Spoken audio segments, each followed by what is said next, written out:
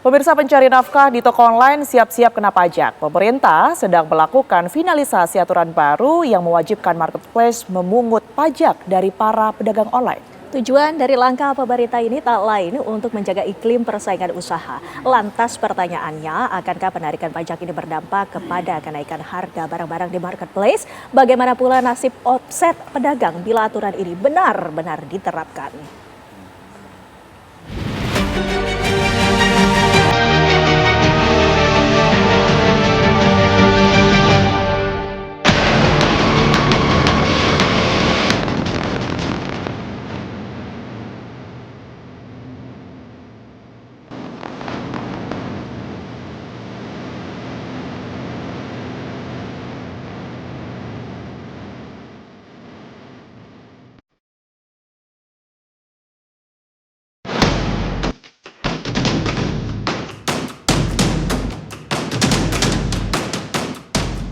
Kabar buruk bagi Anda pencari nafkah di toko online, sebab bukan saja biaya admin dari pemilik lapak online yang membuat dompet kurang, tapi bakal ada biaya pajak dari pemerintah.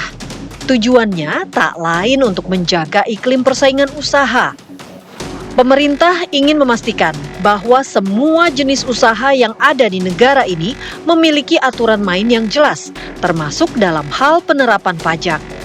Lantas, akankah aturan baru ini berdampak langsung bagi pelaku usaha kecil dan menengah di tengah kontraksi ekonomi yang mendera negeri? Kalau peraturan ini sampai disahkan, kami berharap diberi grace period yang cukup lama lah. Mungkin sekitar 2 tahun lah. Satu untuk komunikasi dan sosialisasi kepada para pedagang dan juga kepada konsumen kita. Dalam aturan yang sedang digodok oleh Direktorat Jenderal Pajak Kementerian Keuangan, nantinya marketplace seperti Shopee, Tokopedia, Lazada, Blibli, Bukalapak, hingga TikTok Shop akan mendapat tugas baru sebagai pemungut pajak atas penjualan barang oleh merchant dalam perdagangan melalui sistem elektronik. Pemerintah menegaskan ini bukan pungutan baru, melainkan hanya perubahan mekanisme pelaporan pajak dari mandiri menjadi otomatis melalui platform tempat pedagang berjualan. Toko online yang akan dikenakan pajak adalah mereka yang memiliki omset tahunan antara 500 juta hingga 4,8 miliar rupiah melalui skema pemotongan PPh sebesar 0,5%.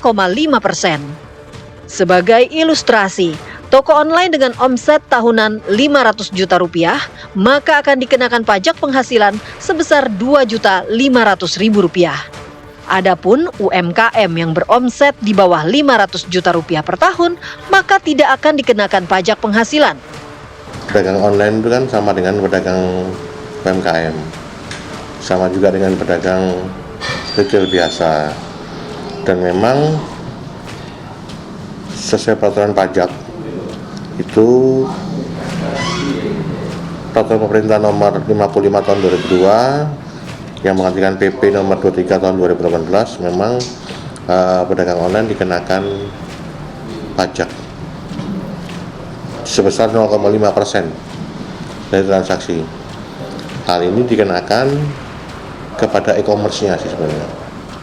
E-commerce-nya mengenakan pada pedagang online-nya. Pemerintah mengenakan pajak itu dalam transaksi ekonomi itu berlaku di mana-mana gitu. Nah, terkait dengan pengenaan pajak terhadap terhadap penjual online itu kan untuk keadilan bahwa yang offline juga kan dikenakan pajak. Karena yang dikenakan pajak itu adalah penjualnya, bukan barangnya. Dalam konteks ini barangnya itu kan PPN ya. Ini yang dikenakan itu akan adalah penjualnya. Jadi yang mulai sedikit berkurang gitu adalah laba yang mungkin akan dia peroleh gitu. Dan itu pun juga jangan keliru bahwa pajaknya itu kan juga kan pajaknya nggak pengusaha yang kecil banget yang kena, kan ada batasan. Kalau 500 juta dalam 1 tahun pajak itu kan tidak dikenakan pajak. Langkah ini juga bakal memperkuat sistem pengawasan terhadap aktivitas ekonomi digital yang selama ini memiliki banyak celah dalam hal pemungutan pajak. Dengan melibatkan marketplace, maka proses penyerahan pajak diharapkan menjadi lebih praktis bagi pelaku usaha. Pedagang online pun yang ngambil bukan pedagang online ya, yang memungut adalah e-commerce-nya, perusahaan daringnya yang ngambil gitu. Pedagang sih terima hasil aja gitu. Tapi mungkin akan terasa karena ini kan baru gitu. Apalagi 11% cukup banyak ya kenaikannya ya, hampir kayak yang dikhawatirkan ada terjadi inflasi, kenaikan harga.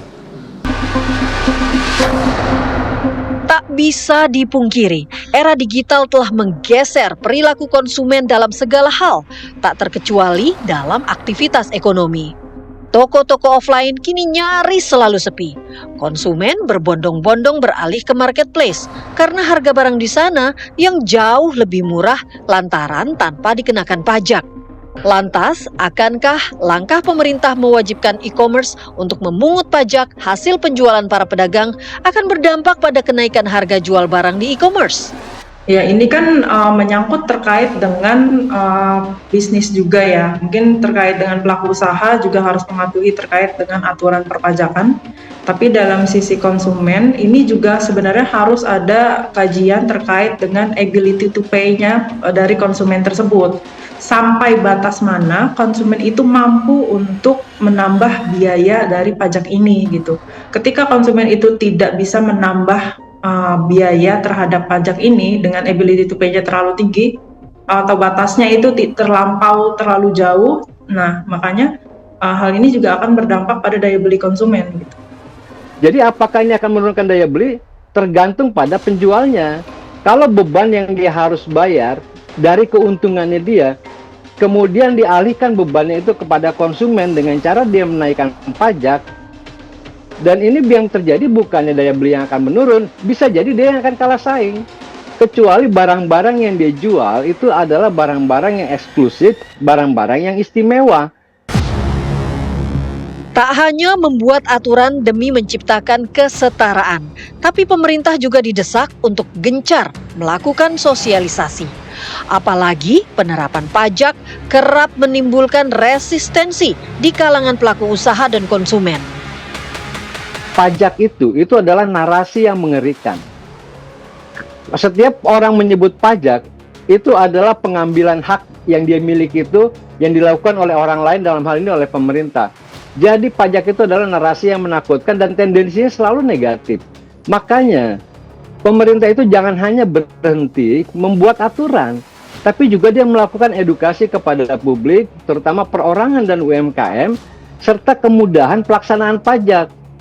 Dan selain itu, menurut saya, regulator dalam hal ini pemerintah, jangan suka menebar ancaman terkait dengan pajak. Udah narasinya pajak itu negatif, kan seringkali mau menebar ancaman. Kalau tidak bayar pajak, nanti dikenai sanksi. Kalau tidak bayar pajak, pindah aja warga negara segala macam. Nah ini kan ancaman-ancaman ini kan membuat orang itu semakin tidak simpati gitu loh.